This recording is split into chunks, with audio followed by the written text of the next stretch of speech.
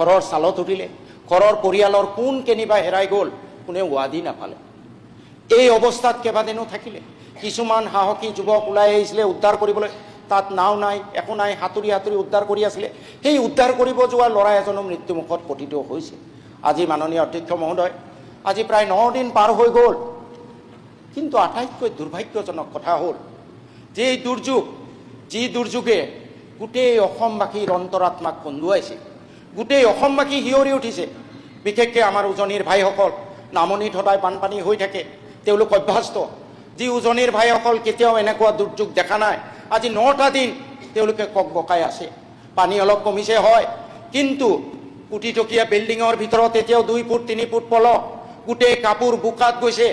মাননীয় অধ্যক্ষ মহোদয়, আটাইতকৈ দুৰ্ভাগ্যজনক কথা হ'ল আজি 9 দিন পিছতো আমাৰ ৰাজ্য চৰকাৰে যিখিনি ব্যৱস্থা ল'ব লাগিছিলে যেন ল'ব পৰা নাই।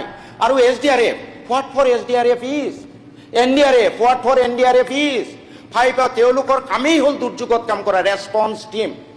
আমি দেখা পাওঁ SDMৰ মিটিঙত, প্ৰতিটো মিটিঙত দেখা পাওঁ কোটি কোটি টকা খৰচ হয় কিহত, ট্ৰেইনিঙৰ নামত। কোটি কোটি টকা খৰচ হয় আমাৰ BDOসকলক, অফিচাৰসকলক সাঁতোৰ শিকোৱাৰ নামত। সেই বিষয়াসকল ক'ত গ'ল? এই কোটি কোটি টকা SDMত যিটো খৰচ হয় সাঁতোৰ শিকোৱাৰ নামত, BDOক পঠিয়ায়, কিবা কুইক ৰেছপন্স টিম আছে প্ৰত্যেক ব্লকে, ৱেৰ ডিড দে গো? তেওঁলোকে ক'ত গ'ল? আমাৰ এই কোটি কোটি টকা কিয় পানীত পৰিলে? মই আপোনাৰ যোগেদি আহ্বান জনাওঁ যে এই টিমটোৰ ওপৰত, SDMৰ ফাংচনিঙৰ ওপৰত, are they really to mitigate the disaster or they are just siphoning out the money in amounting to crores of rupees? এইটোৰ ওপৰত এটা ইনকুৱাৰী হ'ব লাগে। মাননীয় অধ্যক্ষ মহোদয়, শেষ কৰিম।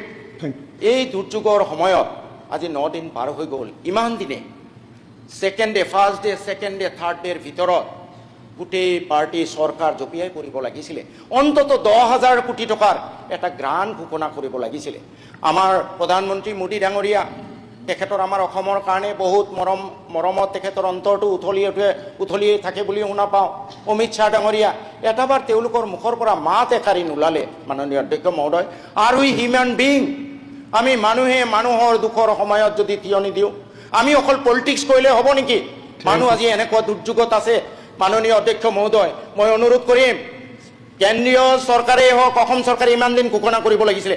অন্তত 10,000 কোটি টকা ঘোষণা কৰক, তেওঁলোকে যাতে স্বাভাৱিক জীৱন যাত্ৰা সোনকালে আৰম্ভ কৰিব পাৰে। এতিয়াও বহু কাম বাকী আছে, সাহায্য কৰিছে, কিন্তু প্ৰত্যেকৰ ঘৰত যি বোকা পানী, এইবোৰ ইমিডিয়েট পলকবোৰ আঁতৰাব লাগে। SDRFত বিধান আছে, তেওঁলোকৰ আঁঠুৱাৰ প্ৰয়োজন, চিকিৎসাৰ প্ৰয়োজন, বিভিন্ন মানৱদৰদী মানুহে কৰি আছে। What we government R doing? মই শেষত 2টা প্ৰস্তাৱ জনাই, এটা যে অতি সোনকালে 10,000 কোটি টকাৰ এটা সাহায্য ঘোষণা কৰিব লাগে।